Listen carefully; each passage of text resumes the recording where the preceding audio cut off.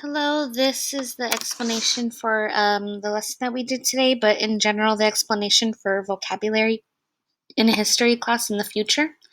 Um, for every week, you're going to get assigned a set of vocabulary words, somewhere between like 8 and 12 words, just depending on the words that we're going to be using for the following week in those lessons.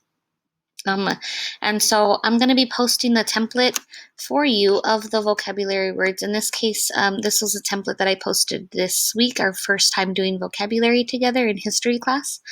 You see there's only 11 words in this one. And so it really just kind of depends on the week, how many words you're going to get, but somewhere between 8 and 12. You'll notice that there is the title for the vocabulary already there in the document title, and then also here. When you go to file and make a copy and you put it in your history folder, we do want to make sure you can put your initials at the end of the document, and we want to make sure you put your first and last name here, and the period that you're in before you turn it in, please. And so something that you'll notice every now and then, I will put an actual a definition or some synonyms there for you guys, or maybe a sample sentence myself, or maybe a related picture, just to give you guys an example of how we will be using the word in our history class, because some words have more than one meaning, and I just want you to have the very correct one, the way that we're going to be using it in class. And so you'll be filling in the definition, a sentence using the word or a version of the word correctly, and a related picture. Now, generally, if we were in school, we would have you guys have the option to do this by hand. If you still want to do it by hand, that's fine. You're more than welcome to. You just want to make sure that your pictures are with details to the actual word themselves.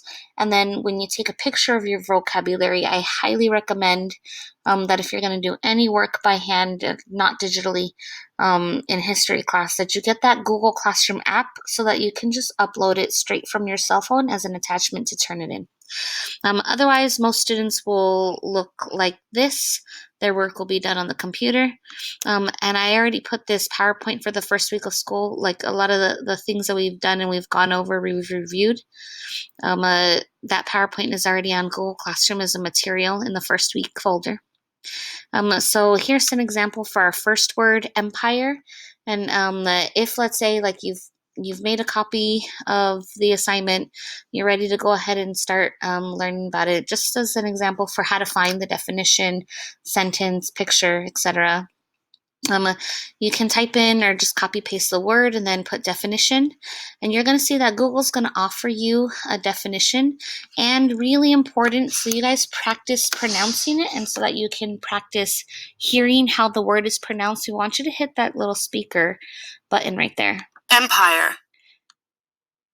Empire. And practice saying the word aloud, empire. Empire. And then you'll see that there are some definitions. By the way, hearing the word aloud and then saying the word aloud, it actually helps it sink into your mind. It helps your mind develop the word connections faster.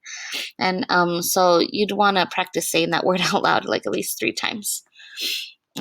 In this case, there's a noun definition and an adjective definition, and you just kind of want to see which one would make the most sense in our history class. So this definition says it's an extensive or a large group of states or countries under a single supreme authority. And so then it gives the example, the Roman Empire. Similar words, because sometimes synonyms are more helpful, honestly, than the definition. So you can put both the definition and some synonyms that really stand out to you, like a kingdom or territory, confederation. And you take a look at the images, and while some of these may come up as useful, some of them are not. I would never paste this blue building, this random buildings, into the document for the pictures. They're just not good enough pictures to express what the word empire means. And then you see there's a second definition here that says a large commercial organization controlled by one person or one group. Her business empire grew. So it's giving you sample sentences as well. Okay. And then the adjective is talking about a style of furniture, decoration, or dress. That's not the best definition to use. It's not the one that we're going to be using in our US history class. So you can copy and paste the best definitions for yourself, the best synonyms, and then when you're going to find or you're trying to do the sentence, you're still having trouble making your own sentence, then you're more than welcome to take a look up at the word and how other people use it in a sentence. And just to show you some examples or read some for you, he was the ruler of the empire. The empire grew as new countries were added. The Roman Empire existed from 27 BC to 476 AD. And then there's more sample sentences there for you. And then there's, of course, if you were to use other sources, they would also give you other sentences. And so if you're having a really hard time coming up with your own sentences, take a look at how these words are being used in sample sentences from these dictionaries. And then last, okay, the image. So when you first look up empire, the TV show pictures come up. Now, this is talking more of like a business empire. These people are trying to dominate in the music industry. And so, like, that is like one version of the definition. But in the context of history class, we're talking more about like land. And so when I push the spacebar, you'll notice that like different things come up, like the definition, etc. I'm going to go to map. And let's take a look at what an empire would look like. So you can see it's on a map, a widespread area that's being controlled by one very powerful government. So you see this map is about the Ottoman empires and their time period. You can see how far widespread they are. You can see the Byzantine Empire. You can see the Roman Empire. Okay. And in the slideshow, I actually put pictures of the British Empire in the 1920s. And so this would make more sense to include in your vocabulary as a picture compared to the poster for Empire, the TV show. So you want to make sure that you're getting like the best definitions and synonyms, the best sentences, whether you create them or you find them, and the best related pictures in order for you to really get a better understanding of the word, because these are the words we're going to be using all next week and honestly throughout the school year. And some of these words are words that we would just want you to have in your basic vocabulary anyway as you guys are getting older. Okay. So you do all of the words, definition or synonyms, sentence, and related picture for every single word that's being assigned to you for the week.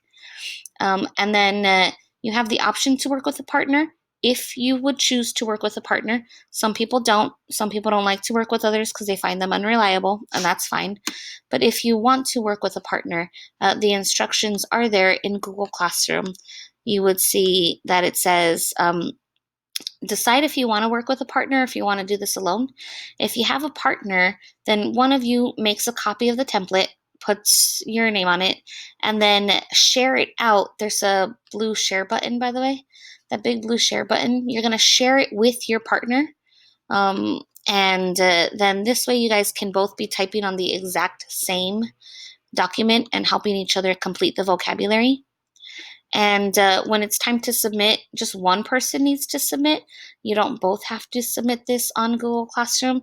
Now, it may show up as missing on Google Classroom for one of you, but as long as you guys are both putting your first and last names as partners here, then I'll give credit to both of you guys and enter it into Aries, where we actually do the grades. So hopefully this tutorial helps. If you need a recap on how to do the vocabulary, or if you were absent and you didn't get a chance to see how to do the vocabulary,